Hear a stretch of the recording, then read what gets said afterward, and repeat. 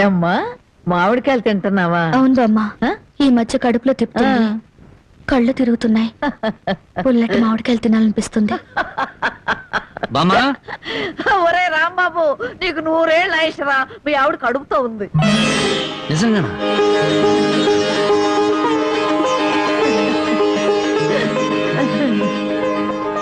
బామ్మ బామ్మ నువ్వు జరగవే, నా పెళ్ళాన్ని ఒకసారి ముద్దెట్టుకుని.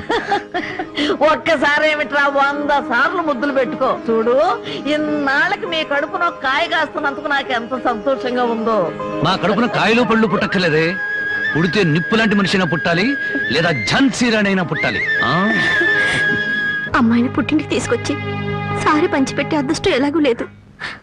అమ్మాయికి ఇష్టమైనవన్నీ చేశాను, జాగ్రత్తగా తీసుకెళ్ళిచ్చిరా. ఏమిటి రావి? అది అది జానకి కడుపుతో ఉంది కదండి, దగ్గరుండి ఏ ముచ్చటా తీర్చలేకపోయాం, అందుకని.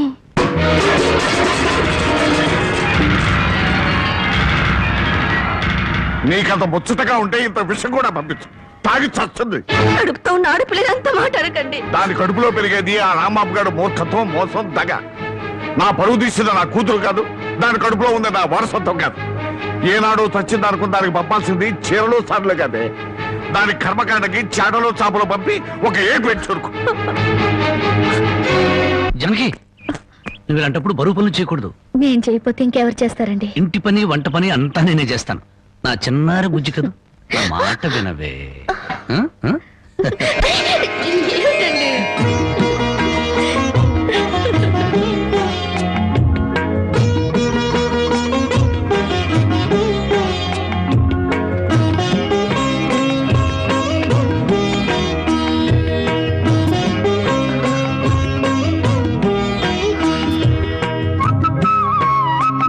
అమ్మా జానకి, నువ్వు వద్దమ్మా, నువ్వు చెయ్యొద్దు. నిండు చూలాలివి. నువ్వు లోపలికి వెళ్ళు, నేను ఉతుకుతా బట్టలు.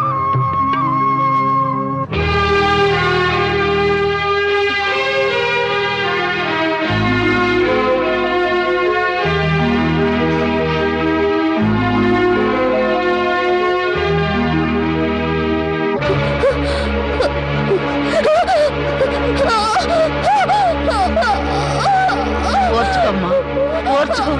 మా తల్లిగా ఓర్చుకో.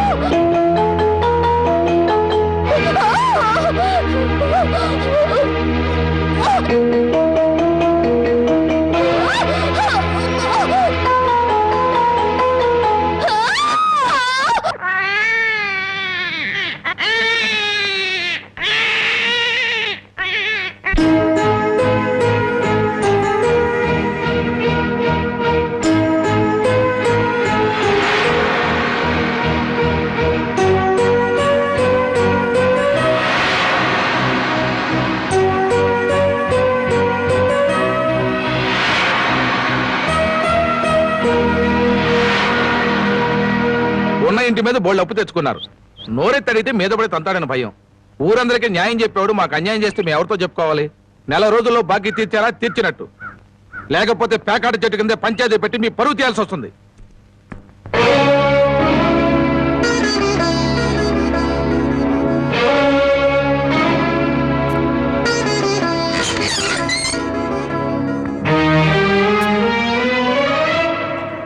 మగాడన్నాక కాస్త పౌరుషంగా బతకాలి.